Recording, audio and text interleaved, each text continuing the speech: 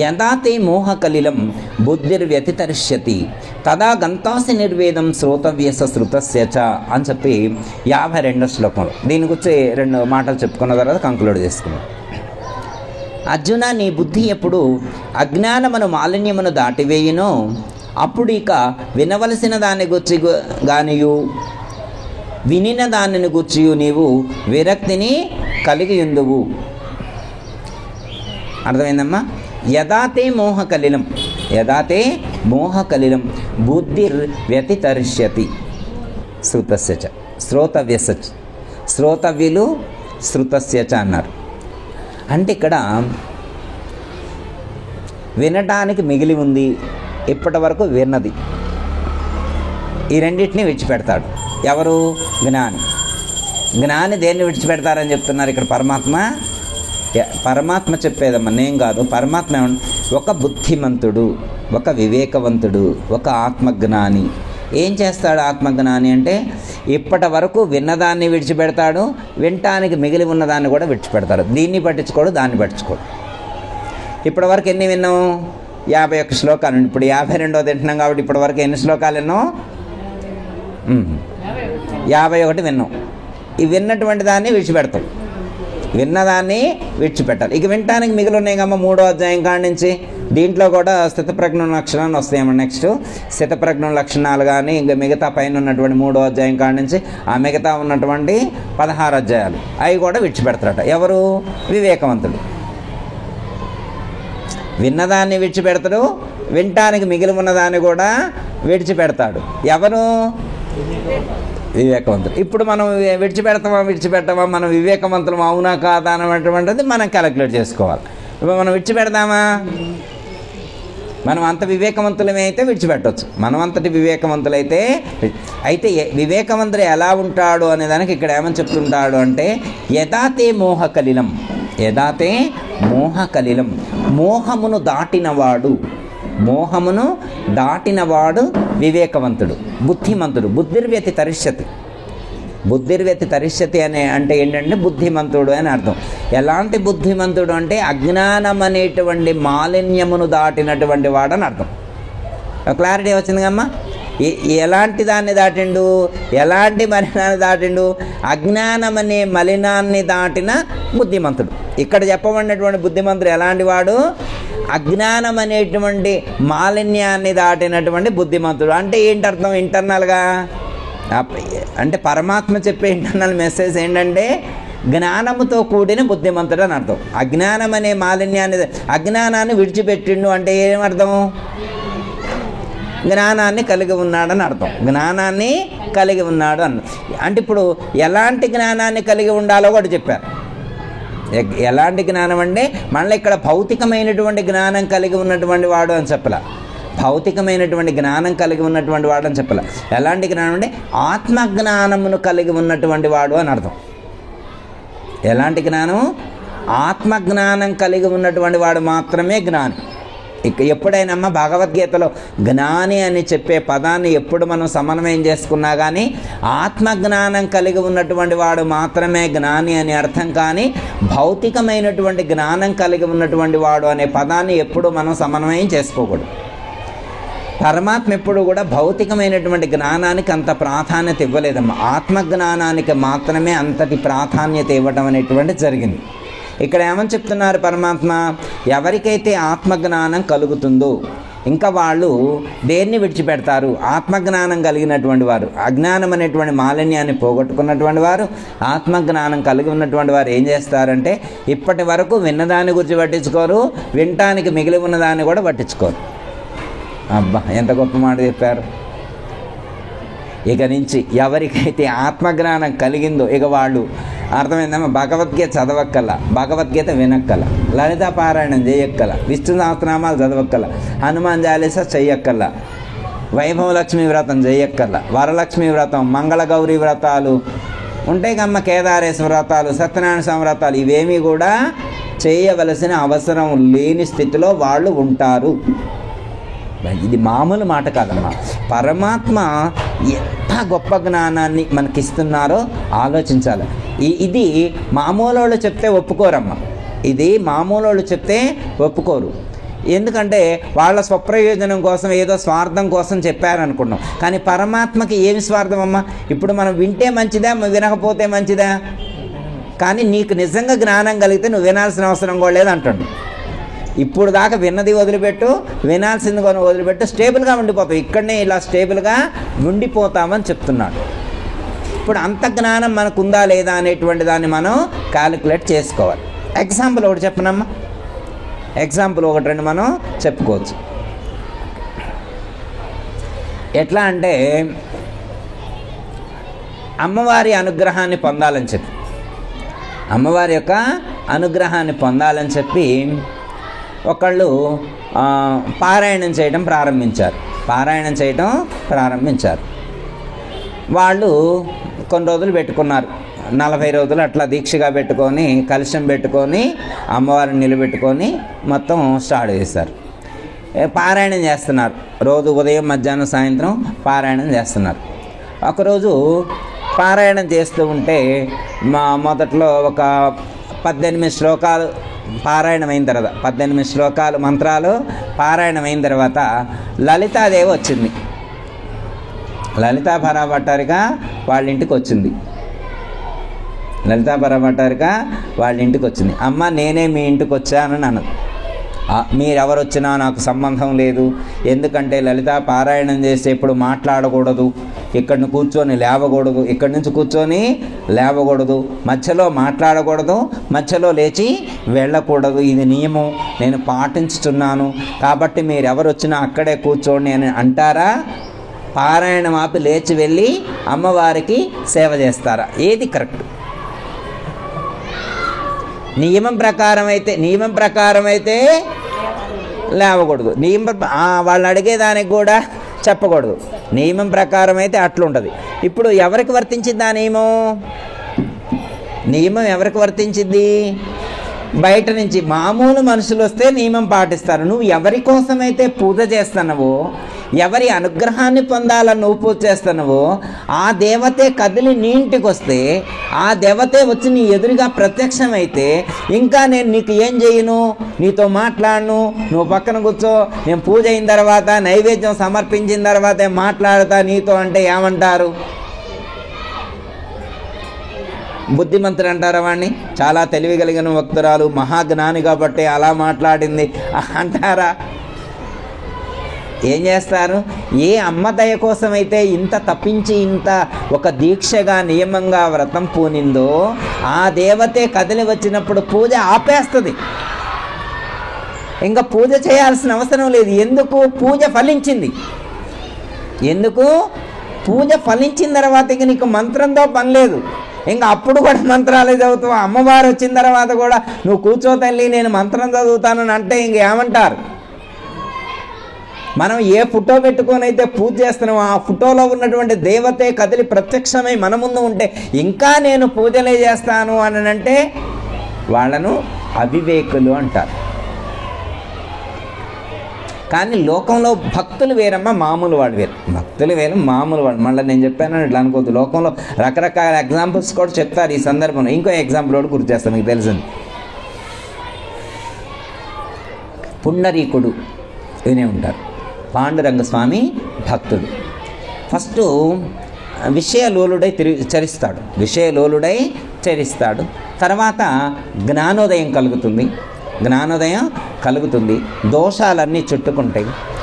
అప్పుడు తల్లిదండ్రులే ప్రత్యక్ష దైవమని, తల్లిదండ్రులకు సేవ చేస్తే దోషాలన్నీ పోతాయని చెప్పి అనుకొని తల్లిదండ్రులకి ఒక నిష్ఠగా నియమంగా సేవ చేస్తే నీ దోషం నివృత్తి అవుద్ది, దైవానుగ్రహం కలుగుద్ది అని చెప్పారు. ఇప్పుడు తల్లిదండ్రుల సేవ చేస్తూ ఉంటాడు. ఇంతలోకి ఆ దేవుడు పాండురంగ స్వామి, అంతేనమ్మా, పాండురంగ స్వామి వస్తారు. అయ్యా నేను వచ్చాను, పాండురంగ స్వామినే వచ్చాను, నిన్ను అనుగ్రహించడం కోసం వచ్చాను, నీ దోషాలన్నీ కూడా తీసేస్తాను, నువ్వు తల్లిదండ్రులకు మంచిగా సేవ చేస్తున్నావు, నీ పాపాలన్నీ ప్రక్షాళన అయినాయి, నిన్ను అనుగ్రహిస్తాను అంటే వస్తాడా? సరే అయితే ఇందులో వస్తే వచ్చినవులే, కాసేపు ఉండు, ఇగో కూర్చో అని చెప్పి ఒక ఇటుకి ఇసిరేస్తాడు. ఒక ఇటుక విసిరేస్తాడు. విసిరేస్తే ఇప్పుడు దేవుడు ఎక్కడ నిల్చుంటాడు? ఇటుక మీదనే నిల్చుంటాడు. తర్వాత పాండురంగ స్వామి వచ్చాడు అనే విషయాన్ని మర్చిపోయింది అతను. ఆ సేవలో పడిపోయి మర్చిపోయి అటు నుంచి బయటికి వెళ్ళిపోతారు, వాళ్ళు తిరిగి రాలేదు. ఆ భక్తుడి యొక్క మాటకు కట్టుబడి ఆ పాండురంగ స్వామి ఇప్పటికీ ఇటుక మీద ఉన్నాడు. మనం కూడా ఇప్పుడు ఆ ఇటుక మీద ఉన్న దేవుడినేగా పూజించేది. పండరీపురం పోతే ఏ దేవుడిని పూజిస్తాం? విఠలుడు అంటే అంతేగా. విఠోబా అంటే ఏంటి? విఠలుడు అంటే ఇటుక మీద నిల్చున్నటువంటి దేవుడు. ఇటుక మీద నిల్చున్నటువంటి దేవుడు. చూడండి, అంటే భక్తుడు భగవంతుడు వచ్చినా పట్టించుకోలేదు. ఎందుకు అంటే తను ఆ స్థితిలో, అంటే తల్లిదండ్రుల యొక్క సేవలో అంత నిమగ్నమై ఉన్నాడు.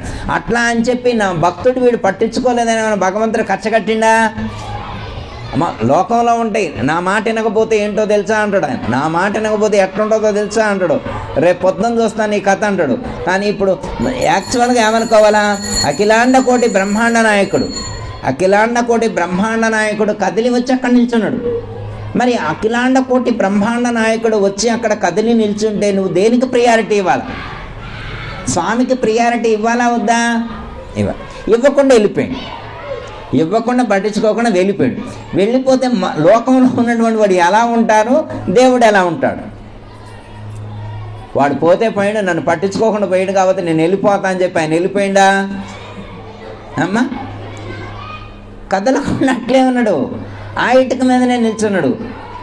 అంటే భగవంతుడికి భక్తుడి యొక్క మాట అంతా శిరోధార్యం, అంతా శిరోధార్యం. తూచా తప్పకుండా పాటిస్తాడు. ఒక నిర్మలమైనటువంటి, ఒక పవిత్రమైనటువంటి అంతఃకరణ కలిగి ఉన్నటువంటి భక్తుడి కోసం భగవంతుడు కట్టుబడి ఉంటాడు. భగవంతుడు దేనికి కట్టుబడతాడంటే ఏమని చెప్తారు? భక్తికి, అనన్యమైనటువంటి భక్తికి భగవంతుడు కట్టుబడి ఉంటాడు. అంతే తప్ప మనం పెట్టే నైవేద్యాల కోసము, మనం పెట్టే కిరీటాల కోసము, మనం వేసేటువంటి దండల కోసము భగవంతుడు కట్టుబడి ఉండడు. మీకు తెలిసే ఉంటుంది. యశోదామాత శ్రీకృష్ణ పరమాత్మను కట్టడానికి తాళు తీసుకొని వస్తుంటుంది. తాళు తీసుకొని వస్తుంది. మరి భగవంతుని కట్టగలరా? పరమాత్మకు ఒక పేరుంది, దామోదరుడు. ఏం పేరమ్మా? దామోదరుడు. అంటే అఖిలాండ కోటి బ్రహ్మాండాలన్నిటినీ ఆయన పొట్టలోనే పెట్టుకున్నట్ట. ఆయన పొట్టలోనే పెట్టుకున్నాడు. ఆయన ఎంత పెద్ద పొట్టో ఆలోచించండి. అంత పెద్ద భగవంతుణ్ణి ఈమెకి ఇంత తాడు తీసుకొచ్చి నేను కట్టేస్తా అన్నదంట. ఇంత కొంచెం తాడు తీసుకొచ్చి కట్టేస్తాను. అయితే మిగతా ఎవరు కట్టలేరు, కానీ యశోదామాత కట్టగలిగింది. యశోదామాత ఎలా కట్టింది? యశోదామాత ఎలా కట్టింది అంటే భక్తికి. అర్థమైందమ్మా? యశోదామాత యొక్క భక్తికి పరమాత్మ పరవశుడై కట్టించుకున్నాడు. అంటే కొంచెం కుంచుకుపోయినట్టు. అర్థమైందమ్మా? కొంచెం తగ్గించుకున్నాడు. తన యొక్క ఉదరాన్ని కొంచెం తగ్గించుకోవడం ద్వారా కట్టేది. అమ్మాయి నేను కట్టాను అంటే ఆవిడ అనుకుంటే కట్టగలిగిందా? స్వామి అనుకుంటే కట్టగలిగిందా? మనం కట్టాలనుకుంటే కాదు, ఆయన అనుకుంటే మనం కట్టగలుగుతాం. మనతోటి అలాంటి సేవలు ఆయన అనుకుంటే మనతో చేయించుకుంటాడు. ఆయన అనుకోకపోతే చేయించుకోడు. అర్థమైందమ్మా? మనల్ని అనుగ్రహించడం కోసం ఆయన రేగిపండు తిని అనుగ్రహించిండు, తులసి దళం వేస్తే అనుగ్రహించిండు, ఒక పువ్వు సమర్పిస్తే అనుగ్రహించిండు, కాసిన నీళ్లు పోస్తే అనుగ్రహించిండు, ఏది చేసినా అనుగ్రహించిండు. నువ్వు ఇది చేస్తేనే అనుగ్రహిస్తా అనే రూల్ లేదు. అర్థమైందమ్మా? భక్తితో చేస్తే అనుగ్రహిస్తా. That's all. భక్తితో చేస్తే అనుగ్రహిస్తా. ఎలా ఉండాలి భక్తి అంటే కల్మషం లేనటువంటి భక్తి. కల్మషం లేనటువంటి నిర్మలమైనటువంటి భక్తి ఎవరికైతే ఉంటుందో అలాంటి భక్తికి నేను ఎప్పుడూ సిద్ధమే. చూడమ్మా, అర్జునుడికి శ్రీకృష్ణ పరమాత్మకి కురుక్షేత్ర సంగ్రామం కంటే ముందు ఒక సెటిల్మెంట్ ఉంటుంది అనమాట. ఒక మాట అనుకుంటారు. శ్రీకృష్ణ పరమాత్మ యొక్క ఫండమెంటల్ ఏంటంటే ఆయుధం పట్టను, యుద్ధం చేయను. ఆయుధం పట్టను యుద్ధం చేయను. అలాంటి కమిట్మెంట్ తోటి యుద్ధానికి వచ్చినటువంటి శ్రీకృష్ణ పరమాత్మ సంధి కుదుర్చుకున్న మధ్యలో కూడా ఒక భక్తుడికి ఏదైనా ఆపద వస్తే నేను సుదర్శన చక్రం పట్టకుండా నేను యుద్ధానికి సిద్ధమవుతా అంటాడు. ఎందుకంటే భక్తుడికి బాధ కలిగితే భగవంతుడు క్షమించడు అనేటువంటి భావాన్ని మనకు అర్థం కావడం కోసం అక్కడ ఎక్స్ప్రెస్ చేయటం అనేటువంటిది జరిగింది. ఓకే, ఇక్కడ ఏమని చెప్తున్నారు అంటే ఎవరికైతే జ్ఞానం కలుగుతుందో ఆత్మజ్ఞానం కలిగి ఉన్నటువంటి వాడు ఇంకా ఎలాంటి కర్మలు చేయవలసిన అవసరం లేదు అని చెప్తున్నారు. అర్థమైందమ్మా? మీకు క్లారిటీగా అర్థమైంది. చాలా ఇంపార్టెంట్ విషయం, గుర్తుంచుకోండి అమ్మా. ఆత్మజ్ఞానం కలిగి ఉన్నటువంటి వాడు ఎలాంటి కర్మలు ఇక చేయవలసినటువంటి అవసరం లేదు. మళ్ళీ కూర్చొని పారాయణం చేయాల్సిన అవసరం లేదు, మళ్ళీ చెప్పిన బోధలు వినవలసినటువంటి అవసరం లేదు, విన్న వాటిని పాటించిన అవసరం కూడా లేదు, విన్న వాటిని పాటించవలసిన అవసరం కూడా లేదని చెప్తాను. అదేందండి, భగవద్గీతలో చెప్పింది మేము పాటించొద్దా అని అంటారు. భగవద్గీతలో చెప్పింది పాటించొద్దని చెప్పడం కాదు, ఎవరికైతే ఆత్మజ్ఞానం కలుగుతుందో వాడు భగవద్గీతలో చెప్పినట్లే నడుచుకుంటాడని అర్థం. అర్థమైందమ్మా? వినాల్సిన అవసరం లేదు, చేయాల్సిన అవసరం లేదంటే ఉద్దేశం ఏంటంటే వాడు శాస్త్రంలో చెప్పబడినటువంటి జ్ఞానానికి అనుగుణంగానే నడుచుకుంటాడు కాబట్టి ప్రత్యేకించి వాడు ఏమీ చేయాల్సిన అవసరం లేదని అర్థం. అర్థమైందమ్మా? అర్థం కాలేదా?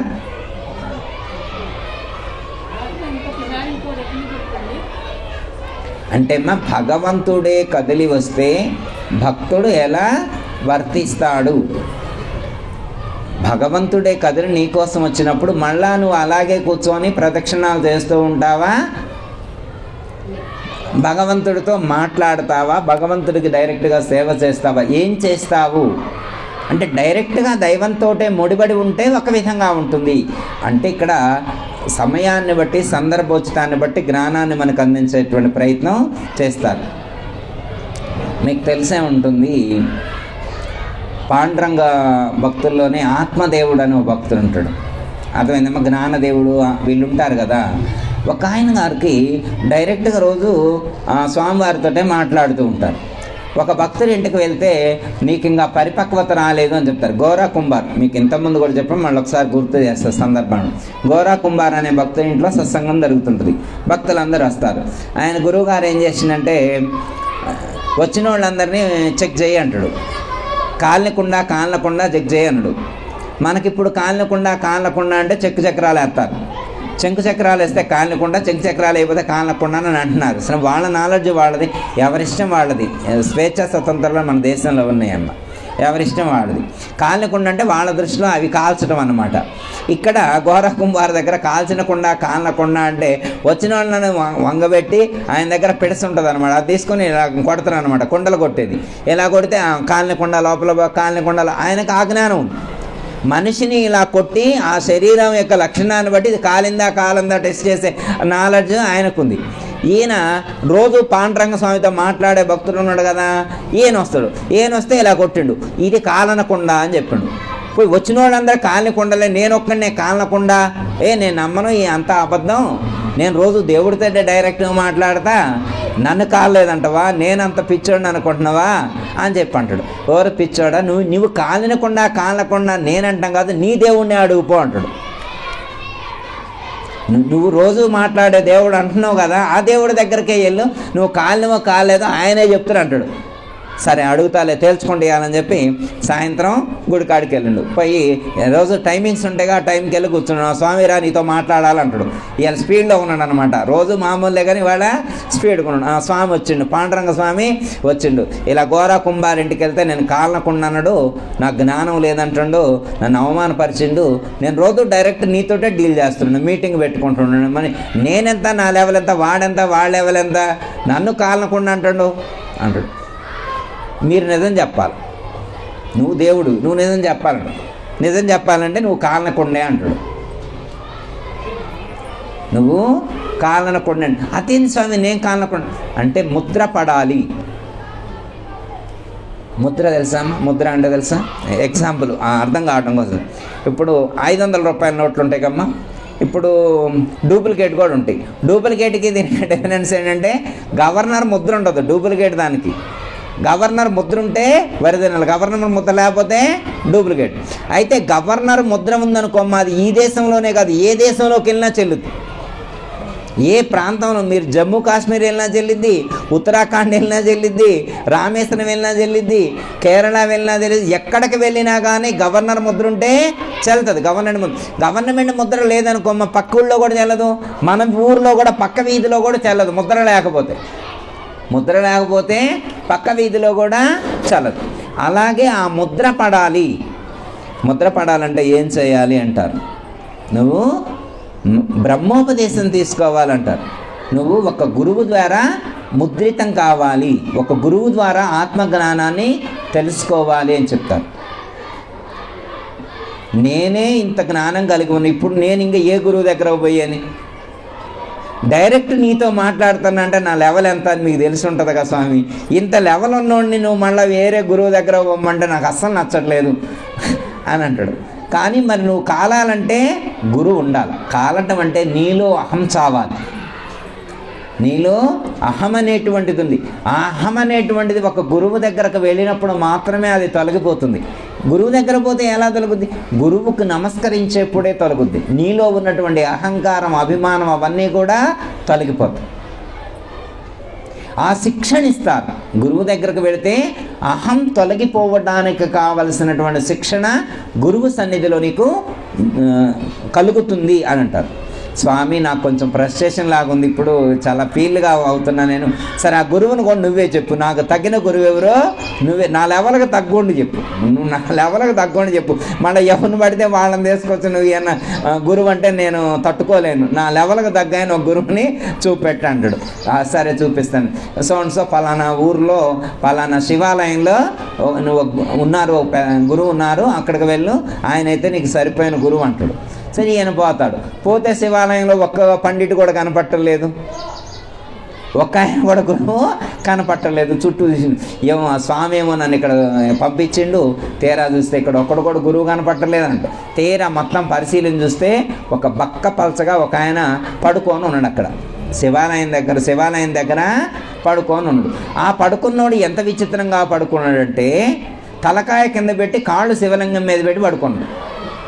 వాడు ఎలా పడుకున్నటువంటి పండితుడు కూడా కాళ్ళు శివలింగం మీద పెట్టి తలకాయ కింద పెట్టి పడుకున్నాడు. అసలే కోపం మీద ఉన్నాడు గురువు దొరక. ఈ తిక్కన ఈయన చూసేసరికి ఇంకా మండింది. నీకేమన్నా బుద్ధి ఉందా లేదా? కాళ్ళు ఎక్కడ పెట్టినో నీకు తెలుస్తుందా? దేవుడి మీద కాళ్ళు పెట్టి పడుకుంటావా అన్నాడు. నాకు కళ్ళు కనపడవయ్యా, దేవుడు అక్కడ ఉన్నాడు అనే విషయం నాకు తెలియదు. అయితే దేవుడు లేని చోట కాళ్ళు పెట్టాను, నా కాళ్ళు తీసి దేవుడు లేని చోట పెట్టాను. సరే ఆ పాదాలు తీసి ఇక్కడ పెట్టి ఇక్కడ ఇంకో శివలింగం తయారైంది, మళ్ళీ అక్కడ తీసి పక్కన పెడితే ఇంకో శివలింగం తయారైంది. అప్పుడు ఈయనకు కొంచెం ఈడేదో కొంచెం తెలివిగల్లోడు ఉండి మామూలు కాదు అని అనుకుంటాడు. మళ్ళీ ఇంకొంచెం జరిగింది, ఇంకో చోట అక్కడ ఇంకో శివలింగం తయారైంది. అప్పుడు పాండురంగ స్వామి చెప్పింది అర్థం, శివలింగంలో ఉన్న గురువు ఈయనే నాకు గురువు, పరమాత్మ గైడ్ చేసినటువంటి గురువు ఈయన కాళ్ళు పట్టుకుంటే నాకు జ్ఞానోదయం అవుతుందని చెప్పి ఆయన పాదాల మీద పడి, అయ్యా నాకు ఇలా అహంకారంతో నేను నిన్ను గుర్తించలేకుండా ఉన్నాను, నన్ను క్షమించి నాకు ఆ యొక్క జ్ఞానోపదేశం చేయండి, బ్రహ్మోపదేశం చేయండి అంటే అప్పుడు బ్రహ్మోపదేశం చేసిన తర్వాత మళ్ళా గోరా కుంభారింటికి వెళ్తారనమాట. మళ్ళీ సత్సంగం జరిగిన అప్పుడు ఆయన కొట్టిది కాలిన కుండ అన్నాడు. అప్పుడుది అంటే కాలింది. కాలటం అంటే ఏంటి అర్థమైందమ్మా మీకు? కుండ కాలటం అంటే మనకు అర్థం వేదాంతంలో చెప్పబడినటువంటి కుండ కాలటం అంటే చాలామందికి అర్థం కాదనమాట. కాలిన కుండ అని అక్కడ ఉదహరించింది. జనరల్గా కుండ అంటే శరీరం, అర్థమైంది కమ్మా? కుండ అంటే శరీరం. దీన్ని ఎప్పుడు కాల్చుతారు? బతికున్నప్పుడు ఎవరికైనా కాల్చుతారమ్మా? బతికుంటే కాల్చుతారా? కాదు. ఎప్పుడు కాల్చుతారు దీన్ని? పడుకోబెట్టి మరీ కాల్చుతారు, చుట్టాలందరూ నిల్చోబెట్టి మరీ కాలుస్తారు దీన్ని, అవునా కదా? చుట్టాలందరూ నిల్చొని కాల్చుతారు. అది ఒక సెలబ్రేషన్ అనుకోండి, అది కాకపోతే బాధతో కూడి ఉన్నటువంటిది కాల్చుతారు, అప్పుడు కాలుస్తారు. వేదాంతంలో చెప్పబడే కాల్చడం ఏంటంటే శరీరం ఉండగానే, శరీరములో జీవుడు ఉండగానే జ్ఞానం అనేటువంటి అగ్నితో దేహభావాన్ని కాల్చివేయాలి. మనం చచ్చిపోయాక వాడు కాల్చడం కాదు, బతికున్నప్పుడే మనం కాల్చుకోవాలా. బతికున్నప్పుడే మనం కాల్చుకోవడం అంటే ఏంటి అర్థం? ఈ దేహము నశించేదని తెలుసుకోవడం. ఈ దేహము అంటేనే దకింపబడేటువంటిది అని అర్థం. దకింపబడేటువంటిది అంటే కాల్చబడేటువంటిది. కాల్చడానికే పుట్టింది ఇది. దేనికి పుట్టింది? కాల్చడానికే పుట్టిందని తెలుసుకొని ఇది కాలిపోయేటువంటిదే. ఎప్పటికైనా దహనం చేయటమో ఖననం చేయటమో ఏదో ఒకటి జరుగుద్ది. అది పంచభూతాల్లో కలిసిపోతుంది అనేటువంటి జ్ఞానం కలిగి ఉండి జీవించడం. మీరు పాట విని ఉంటారు, చచ్చిన వాణిని చంకబెట్టుకొని బతికిన వానికి సేవ చెయ్యాలి సామాన్యమటోయి. సద్గురుని సేవ చేయుట సామాన్యమటోయి. నిజ గురుని పూజ చేయుట సామాన్యమటోయి. అర్థమైందమ్మా? చచ్చిన వాణిని చంకబెట్టుకొని బతికిన వానికి సేవ చేయాలి సామాన్యమటోయి అన్నాడు. అర్థమైందమ్మా? ఇద్దరు ఉన్నారంట, ఒకడు చచ్చినోడు ఉన్నాడు, ఒకడు బతికినోడు ఉన్నాడు. చచ్చినోడిని మళ్ళీ పారేయకూడదు. చచ్చినోడిని ఎక్కడ పెట్టుకొని? సంకలో పెట్టుకొని తిరగాలి. చచ్చినోడిని ఎక్కడ పెట్టుకోవాలా? చంకలో పెట్టుకొని బతికినోడికి సేవ చేయాలి. ఇది అని అర్థం. ఏరులేని మర్రి ఆకు తేమని భూమి లేని తన మందు పరవాలి. చచ్చిన వాణిని చంకబెట్టుక బ్రతికిన వారికి సేవ చేయాలి సామాన్యమటోయి. సద్గురుని సేవ చేయుట సామాన్యమటోయి. వేరు లేని మర్రి ఆకు తేవాలి. అర్థమైందమ్మా? మనం తెచ్చే ఆకు ఎలా ఉండాలి అంటే దానికి వేరు ఉండకూడదు. వేరు లేనటువంటి మర్రి ఆకు తీసుకురావాలి. దాన్ని ఎక్కడ పరవాలంటే భూమి లేనటువంటి స్థలంలో పరవాలి. భూమి లేనటువంటి స్థలంలో పరవాలి. అది చేసిన తర్వాత ఈ రెండు చేయాలి. ఫస్ట్ వేరు లేని మర్రాకు తేవాలా, భూమి లేని స్థలంలో పరవాలి. అలా పరిచిన తర్వాత ఈ సేవ చేయాలి. ఎలాంటి ఫార్మేట్లో? చచ్చినోడిని దగ్గర పెట్టుకొని బతినోడు సేవ చేయాలి. ఏమైనా అర్థమవుతుందా? అందుకే తిక్కలు ఉంటాయని చదవరు ఈ పాటలు చాలామంది. అర్థమైందమ్మా? సరే, అంటే భూమి లేని స్థలం అంటే భూమధ్య స్థానం అమ్మ. భూమి లేని స్థలం అంటే భూమధ్య స్థానాన్ని భూమి లేని స్థలం అని చెప్తారు.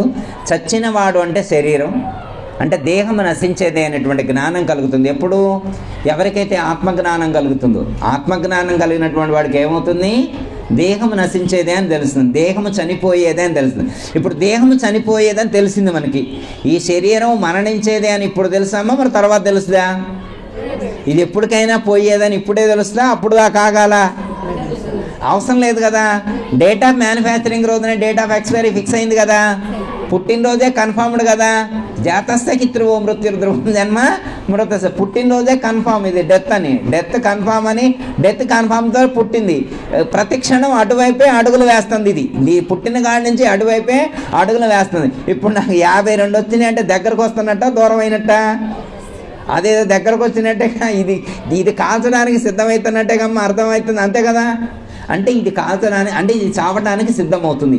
అంటే ఇది చావడానికి సిద్ధమవుతుందని చెప్పి దీన్ని వదిలిపెడతాను, దీనికి అన్నం పెట్టకుండా, టీ పోయకుండా, నీళ్లు పోయకుండా, స్నానం చేయకుండా, ఎంటకి నూనె రాయకుండా, గోల్డ్ తీసుకోకుండా, చెప్పులు వేసుకోకుండా నడితే ఎట్లుంటుంది దీని పరిస్థితి? షుగర్ వచ్చినా కానీ షుగర్ టాబ్లెట్ వేయకుండా రోజు పరమన్నం తిని స్వీట్ తింటే ఎలా ఉంటుంది ఇది? తర్వాత అస్సలు సహాయం చేయదు. ధ్యానం చేస్తా అంటే అస్సలు, మంత్రం చదువుతా అంటే అస్సలు సహాయం చేయదు. గుడికాడికి, పోచమ్మ గుడికాడికి అంటే అస్సలు రానంటది. కూర్చోలేను అని ఉంటుంది.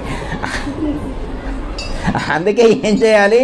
దీనికి కూడా సేవ చేయాలి. ఇది చచ్చేదని తెలిసినా కానీ బతికున్న వాడికి సేవ చేయాలి. ఇది చచ్చేదని తెలుసుకొని బతికున్నటువంటి వాడిని దృష్టిలో పెట్టుకొని ఆ భావంతో జీవించాలి. అలా దీన్ని విడిచిపెట్టమని కాదు, దీనికి కావలసినటువంటివి సమకూర్చుతూ, దీనికి ఎంత ప్రాధాన్యత ఇవ్వాలో అంత ప్రాధాన్యత ఇవ్వాలి. అర్థమైందమ్మా? దీనికి ఇవ్వవలసిన ప్రాధాన్యత ఇవ్వలేదనుకోమ్మా, బతికినోడుకు నువ్వు సేవ చేయలేవు. ఇందులో బతికున్నోడు ఎవరమ్మ ఇంతకీ? బతికున్నోడు పరమాత్మ, చచ్చేవాడు శరీరం. చచ్చేది శరీరము, బతికుండేవాడు పరమాత్మ అని తెలుసుకొని వాడి ధ్యాసలో గడపాలి, వాడి ధ్యానంలో. అది జ్ఞానస్థితి. ఇక్కడ చెప్పినటువంటి ఆత్మజ్ఞాని ఎలాంటి వాడు? అజ్ఞానం అనేటువంటి మాలిన్యాన్ని విడిచిపెట్టినటువంటి వాడు అని చెప్తున్నారు. యథాతే మోహ కలిలం బుద్ధిర్వ్యతితరిష్యతి అంటే ఎవరైతే అజ్ఞానం అనేటువంటి మాలిన్యాన్ని తుడిచివేసుకుంటాడో అలాంటి బుద్ధిమంతుడు. ఇక వినవలసింది లేదు, విన్నదాన్ని గురించి అవసరం లేదు, వినాల్సిన దాన్ని గురించి పట్టించుకోవలసినటువంటి అవసరం లేదు. ఇంకా వాటికి శ్రవణ మనన నిధిధ్యాసలతో పని లేదు, వాటికి శ్రవణంతో పని లేదు, ఇంకా వినవలసిన అవసరం లేదు. ఎందుకు? మొత్తం వింటే ఎంత ఫలితం వస్తుందో అంత ముందే వచ్చింది. ఎట్లా అంటే అమ్మా ఎగ్జాంపుల్ ఒకటి చెప్పి కంక్లూడ్ చేస్తాను. ఇప్పుడు భగవద్గీత ఉందనుకో, 18 అధ్యాయాలు వింటే 18 అధ్యాయాలు వింటే ఒక వజ్రం ఇస్తా అని చెప్పారు. 18 అధ్యాయాలు వింటే ఒక వజ్రం ఇస్తా అని చెప్పారు. ఇప్పుడు పరమాత్మ 2వ అధ్యాయం 52వ శ్లోకంలోనే వజ్రాన్ని ఇచ్చారు. 2వ అధ్యాయంలోనే 52వ శ్లోకంలోనే మనకి వజ్రాన్ని ఇచ్చారు. ఇప్పుడు 18 అధ్యాయాలు చదివిన తర్వాత ఇవ్వవలసినటువంటి వజ్రాన్ని ఇప్పుడే ఇస్తే ఇప్పుడు ఇంకా మనం చదవాలా వద్దాయి? చదవాల్సిన అవసరం లేదు. ఎందుకంటే ఫలించింది కదా, మొత్తం చదివితే కలగాల్సిన ఫలితం ముందే వచ్చింది కదా. అయితే మొత్తం చదివితే కలగాల్సిన ఫలితం ముందే వచ్చింది అనే జ్ఞానం కలగాల ముందు.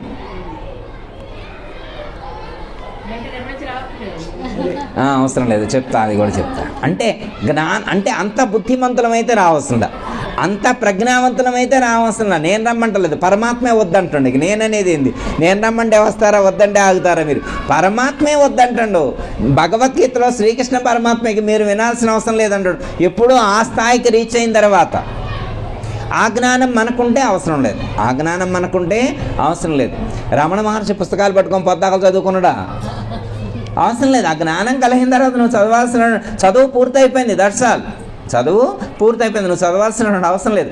ఒకవేళ మీ కొడుకు కోసమో మనవడి కోసమో చదివితే చదువుకోదు, వేరే విషయం. నీ కోసం చదవాల్సిన అవసరం లేదు. అయితే మహాత్ములు ఏం చేస్తారంటే అంత జ్ఞానం కలిగినా కానీ లోక కళ్యాణం కోసం సత్కర్మాచరణ చేస్తారు, కర్తృత్వరహితంగా నిష్కామ కర్మ పద్ధతులు. వాళ్ళకు అవసరం లేకపోయినప్పటికీ కూడా, ఎలాంటి సత్కర్మలు చేయవలసినటువంటి అవసరం వాళ్ళకి లేకపోయినప్పటికీ కూడా మహాత్ములు లోక కళ్యాణం కోసం, లోకాన్ని ఉద్ధరించడం కోసం, తన చుట్టూ ఉన్నటువంటి వాళ్ళందరినీ కూడా ఆధ్యాత్మిక మార్గంలో ముందుకు నడిపించాలి అనేటువంటి సల్లక్ష్యంతో, సదుద్దేశంతో సత్కర్మాచరణ చేస్తారు. అది వాళ్ళ కోసం కాదని మనం గుర్తించగలిగితే చాలు. ఓకే, అంటే తెలియాలి, ఆ జ్ఞానం మనకి కలగాలి. ఒక చోట ఒక శాస్త్రంలో ఈ విధంగా రాస్తుందమ్మా, ఎవరైతే 5 సంవత్సరాలు నిష్ఠతో ఆ మంత్రజపం చేస్తారో వాళ్లకు అద్భుతమైనటువంటి, దివ్యమైనటువంటి, మహిమాన్వితమైనటువంటి ఒక వజ్రాన్ని ప్రజెంట్ చేస్తాను అని చెప్పి ఆ శాస్త్రంలో రాస్తుంది. అంటే వాళ్ళ ఇష్టదైవం ఒక సంథింగ్ అమ్మవారు అనమాట, దుర్గాదేవికి సంబంధించిన మంత్రాన్ని 5 సంవత్సరాలు నిష్ఠగా జపిస్తే మహిమాన్వితమైనటువంటి వజ్రాన్ని ఒకటి ఇస్తారు. ఆ వజ్రాన్ని పట్టుకొని, చింతామణి లాంటిది అనుకోండి, మన పద్ధతిలో వజ్రం అంటే అదే కదా, మణులు అంటే అవే కదా. చింతామణి అంటే చాలా పవర్ ఉంటుంది కదా. ఉండదమ్మా చింతామణి? విన్నారా ఇప్పుడు చింతామణి గురించి? మణిద్వీపంలో వచ్చాయి మళ్ళీ అయ్యగమ్మ అమ్మవారీలు కట్టింది. మణిద్వీపం అంటే ఏంటి? మణులతో కట్టిందే కదా. ఓకే, ఆ మణి, ఒక్క మణి చాలంట. ఈ ప్రపంచం మొత్తాన్ని ఉద్ధరించడానికి ఒక్క మణి చాలు. ఓకే, ఆ మణి ప్రొవైడ్ చేస్తానండి. ఎన్ని సంవత్సరాలు? 5 సంవత్సరాలు దుర్గాదేవిని నిష్ఠగా జపం చేస్తే ప్రొవైడ్ చేస్తాను. వీడు జపం చేయటం మొదలుపెట్టిండు. 6 నెలలకే మణి వచ్చి అక్కడ పడ్డది. 6 నెలలకే మణి వచ్చి అక్కడ పడ్డది. చూసుకున్నాడు, పక్కన వెళ్ళి మళ్ళీ పుస్తకం తెరిచి చదివిండు. 5 సంవత్సరాలు నిశ్చయంగా జపం చేస్తేనే మణి వస్తుంది. 6 నెలల్లో వచ్చిందంటే ఇది మణి కాదు. మళ్ళీ మొదలుపెట్టిండు, మళ్ళీ అది దాని పక్కన పెట్టిండు. మళ్ళీ ఇంకో 3 నెలలు అయిన తర్వాత మళ్ళీ ఇంకో మణి వచ్చింది. మళ్ళీ పుస్తకం తెరిచి చదివిండు. 5 సంవత్సరాలు నిష్ఠగా మణి వస్తుంది అంటే ఇప్పుడు వచ్చింది అది మణి విలువైందా కాదా? మరి 5 సంవత్సరాలు ముందే వస్తే తీసుకోడా? ముందొచ్చితే తీసుకోవచ్చుగా? కాదు, వీడు అట్లా ఫిక్స్ అయ్యిండు అనమాట. 5 సంవత్సరాల తర్వాత వస్తేనే తీసుకోవడానికి ఫిక్స్ అయ్యిండు. మధ్యలో వస్తే వాడు తీసుకోవాలనే జ్ఞానం లేదు వాడికి. ఆ జ్ఞానం లేనటువంటి వాడిని ముందే అనుగ్రహించినా తీసుకోవట్లా. మనం అలా ఉంటామా?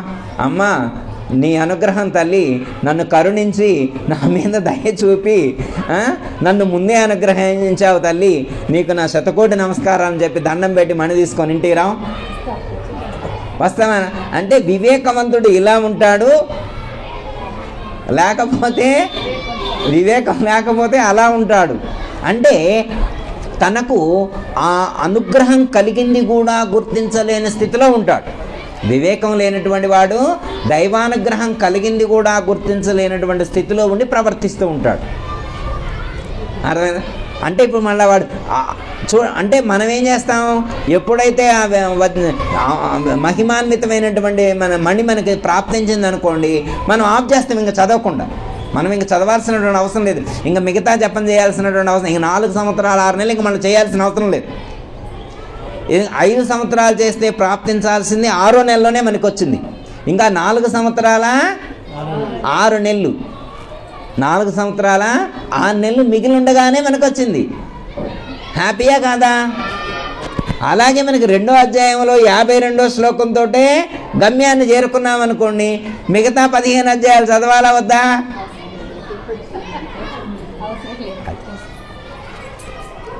అవసరం లేదని చెప్తున్నారు. కాకపోతే అలాంటి జ్ఞానం మనకి అలాంటి జ్ఞానం కలిగినటువంటి వారు ఎలా ఉంటారు అనే దానికి కూడా విద్యాప్రకాశానందగిరి చెప్పారు. వాళ్ళు బ్రహ్మ పదవిని పొందుతారు. బ్రహ్మము అనేటువంటి పదవిని పొందుతారు. ఈ ప్రపంచంలో హయ్యెస్ట్ పోస్ట్ అది. ఈ ప్రపంచంలో ఉన్నటువంటి హయ్యెస్ట్ పోస్టు అది, అంతకంటే హయ్యెస్ట్ పోస్ట్ లేదు. మనకు తెలిసినటువంటి సీఎంఓ, ఎంపీఓ, పిఎంఓ ఇలాంటి పోస్టులు కాదు. ఇంకా మనకు లోకంలో చెప్పబడేటువంటి పోస్టుల్లో సూర్య పదవి, చంద్ర పదవి, ఇంద్ర పదవి ఇలాంటి పోస్టులు ఉంటాయి అన్నమాట. దేవేంద్ర పదవి, ఇంద్ర పదవి ఉంటాయి కమ్మ. వీటికంటే ఇక బ్రహ్మ పదవి. అలాంటి పదవిని అధిష్ఠించినటువంటి వాడు ఇక ఎలాంటి కర్మలు చేయవలసిన అవసరం లేదు. అదేనమ్మా, అలాంటి హయ్యెస్ట్ స్టేజ్కి రీచ్ అయినటువంటి వాడు ఇంకా ఎలాంటి పని చేయాల్సిన అవసరం లేదు. ఒక మాట చూ, ఫోర్డ్ తెలుసమ్మా, హెన్రీ ఫోర్డ్. మనకి ఫోర్డ్ కంపెనీ కార్లు ఉన్నాయి కదా. ఈ హెన్రీ ఫోర్డు ఫస్ట్లో న్యూస్ పేపర్స్ అమ్మేవాడు.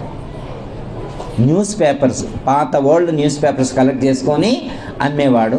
అలా నెలకి 75 రూపాయలు ఇన్కమ్ వచ్చేది. అలాంటిది నెక్స్ట్ కొన్ని రోజుల తర్వాత 150, తర్వాత 300 అట్లా ఇంక్రీజ్ అవుతూ డెవలప్ అయినటువంటి వాడు ఈ ఫోర్డ్ కంపెనీ కార్లు ఆయన. అర్థమైంది? ఇప్పుడు కొన్ని కోట్లు సంపాదించిండు. ఇన్ని కోట్లు సంపాదించిన తర్వాత కూడా నేను మొదలుపెట్టింది న్యూస్ పేపర్లతోటే, మళ్ళా వచ్చి నేను న్యూస్ పేపర్లో వేస్తానని అంటాడా? అమ్మ, ఇప్పుడు రతన్ టాటా కంపెనీ స్టార్ట్ కాకముందు మొట్టమొదటి ఆయన ఐరన్ షాప్లో గుమస్తాగా చేసిండు. ఇప్పుడు ఇంత హైయెస్ట్ రీచ్ అయిన తర్వాత మళ్ళీ నేను ఎనపకొట్లోనే గుమస్తాగా ఉంటాను అని అంటాడా? అన్నాడు కదా.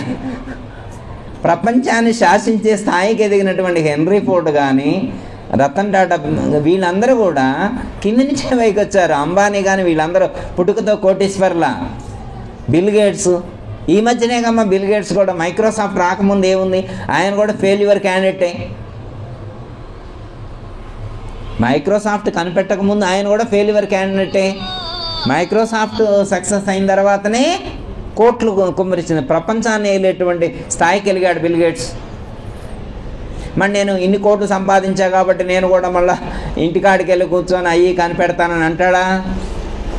ఒక ఉన్నత స్థాయికి ఎదిగిన వ్యక్తి మళ్ళీ కిందికి చూడడు, మళ్ళీ ఇలాంటివే చేయాలని, తక్కువ పనులు చేయాలని అనుకోడు, ఉన్నతమైనటువంటి ఆలోచనలతోటే ఉంటాడు. అర్థమైంది కమ్మా. అలాగే ఒక ఆత్మజ్ఞానం కలిగి ఉన్నటువంటి వాడు, ఒక అజ్ఞానమును దాటినటువంటి వాడు, అజ్ఞానం అనే మోహ కలిలం అంటే అజ్ఞానముతో కూడినటువంటి వాడు అని అర్థం. అంటే అజ్ఞానం అనేటువంటి మాలిన్యాన్ని విడిచినటువంటి వాడు, ఆత్మజ్ఞానాన్ని పొందినటువంటి వాడు, మళ్ళీ లౌకికమైనటువంటి లేకపోతే మళ్ళా ఇలాంటి కింది స్థాయిలో ఉండేటువంటి కర్మలను చేయవలసిన అవసరం లేదు. ఇంకా మళ్ళీ ఆయన కూర్చొని వినటం కానీ, మంత్రం చదువుకోవటం కానీ ఇవన్నీ చేయవలసిన అవసరం లేదు, వాళ్ళకు అవసరం లేదు. ఇంకా ఒక్కటే ఎగ్జాంపుల్ చెప్పి కంతులు. వస్తా ఇంటికాడ లీటర్ స్ప్రైట్, గుడికాడుకో కొద్దిగా ఎండ ఉంది, గుడిలో గట్టి పోదామని చెప్పి ఫుల్గా స్ప్రైట్ మొత్తం ఫుల్ ట్యాంక్ ఫుల్ చేసి వచ్చాను ఇంకమ్మ. ఇప్పుడు ట్యాంక్ ఫుల్ చేసి వచ్చిన తర్వాత ఇక్కడ రాంగులోని అంటే మొన్న పోయిన వారం సంగతి మంచిగా మనకి పానకం ఇచ్చారు కమ్మ. తక్కువ మంది వచ్చారు, ఒక్కొక్కళ్ళకి 2 గ్లాసులు అన్నారు. 2 గ్లాసులు అంటే ఇస్తంటే గ్లాస్ పట్టట్లేదు లోపలికి. తాగుతారా వాళ్ళు? కడుపు నిండినటువంటి వాడికి మళ్ళా తాగవలసిన అవసరం. ఫుల్గా డిన్నర్ చేసి వచ్చిండు, ఇష్టమైనవన్నీ అక్కడ ఉన్నాయి. ఫుల్గా లంచ్ చేసి వచ్చిండు అనుకోండి, లంచ్ చేసి గుడికాడికి వచ్చిండు. ఇక్కడ అయ్యగారు చేసినటువంటి దద్దోజనం, పులిహార, ఇవన్నీ 4-5 రకాల ఐటమ్స్ ప్రసాదం వచ్చినాయి. పెడితే ఏమీ తీసుకోవటం లేదు వాడు. ఏంద్రా అంటే ఇవి పట్టేసంది ఉంటే అక్కడే ఇంకొద్ది వేసేవాడిని. అంటే అన్నము తిన్నవాడికి మళ్ళీ తినవలసిన అవసరం రాదు, నీళ్లు తాగిన వాడికి మళ్ళీ తాగవలసిన అవసరం లేదు. అలాగే బ్రహ్మజ్ఞానాన్ని పొందినటువంటి వాడికి, ఆత్మానుభూతిని చెందినటువంటి వాడికి వినాల్సిన అవసరం లేదు, ఇంకా చదవాల్సిన అవసరం లేదు. ఓకే, అలాంటి జ్ఞానాన్ని ప్రసాదించమని చెప్పి ఆ యొక్క శ్రీకృష్ణ పరమాత్మను, పోచమ్మ అమ్మవారిని ప్రార్థిస్తూ అలాంటి జ్ఞానము, అలాంటి బుద్ధి బలాన్ని అనుగ్రహించమని ప్రార్థిస్తూ సరే. దయకల సద్గురు బ్రహ్మరాజుకు శ్రీకృష్ణ పరమాత్మకు జై, గీతామాతకు జై, పోచమ్మ అమ్మవారికి జై, దయకల సద్గురు బ్రహ్మరాజుకు అందరికీ జై గురు. మరిన్ని ఆధ్యాత్మిక రహస్యాల కోసం అచల బోధ, ఆత్మబోధ, భగవద్గీత, అలాగే పండుగల్లో దాగిన అర్థాలు, అంతరార్థాల కోసం మరియు యోగము, ధ్యానము మొదలైన అనేక ఆధ్యాత్మిక తెలుగు ప్రవచనాల కోసం క్రింద ఉన్నటువంటి రెడ్ కలర్ సబ్స్క్రైబ్ బటన్ను క్లిక్ చేయండి. అలాగే ప్రక్కనే ఉన్నటువంటి గంట సింబల్ను నొక్కండి. అలాగే ఈ వీడియో మీకు నచ్చినట్లయితే లైక్ చేయండి మరియు షేర్ చేయండి. జై గురు.